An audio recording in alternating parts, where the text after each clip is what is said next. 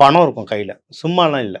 சரிங்களா? மீன ராசியாக இருந்தாலும் வேலை இருக்குல்ல கையில், பிஸ்னஸ் ஓடிட்டுருக்குல்ல, கையில் பணம் இருக்கும். ஓகே. அது இல்லைன்னா சொல்லுங்கள், அது எப்படி ஆக்டிவேட் பண்ணுறதுன்றது வேணால் நம்ம கன்சல்டேஷனில் சொல்லலாம். ஆனால் பணம் கையில் இருக்கும்.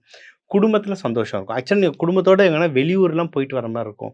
நீர்நிலை, பீச்சு, குளங்கள், ஃபால்ஸ் இந்த மாதிரி ஏரியா போயிட்டு வரதா இருக்கும். போகணும்னா போகிற மாதிரி சூழ்நிலை அமைச்சுக்கோங்க. அது நல்லதாக மாறும் உங்களுக்கு. நீங்கள் ஃபேமிலியோட இப்போ இப்போ கொடைக்கானல் லேக்குக்கு தான் போகணும்னு இல்லை, உங்கள் ஊருக்கு ஒரு குளம் கட்டி வச்சுருக்கோம். அந்த குளத்தாண்ட இருக்க கோயிலில் போய் உக்காந்துட்டு இருந்தாலே உங்களுக்கு பவர் ஏறும். ஏன்னா நீங்கள் நீர் பஞ்சபூதம், உங்களுக்கு வந்து 5ஆம் வீடும் உங்களுக்கு வந்து நீர் பஞ்சபூதமாகவே அமைஞ்சிருக்கு.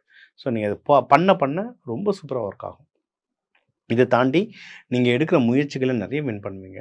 நீங்கள் வேலையில் தாராளமாக ப்ரொமோஷன் ட்ரை பண்ணலாங்க. 1000 பிரச்சனை நடக்கும் உங்களுக்கு ஆஃபீஸில், ஆனாலும் ஜெயிச்சிட்டே வருவீங்க. முயற்சி எடுங்க.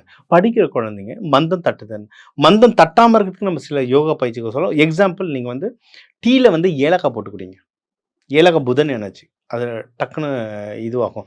குழந்தைங்க தூங்கும்போது லைட்டாக எண்ணெயை வந்து உள்ளங்காலில் லைட்டாக தடவிட்டு தூங்குங்க. ஏன்னா நிறைய தடவினா கோல்டு ஆகிடும், எக்ஸாம் நேரத்தில் கஷ்டப்படுவாங்க. ஸோ இந்த மாதிரி சனி தாக்கத்தை குறைக்கிறதுக்கு சில பயிற்சிகள் கொடுத்துட்ருக்கோம். அதை ஃபாலோ பண்ணாலும் ஜெயிக்கலாம்.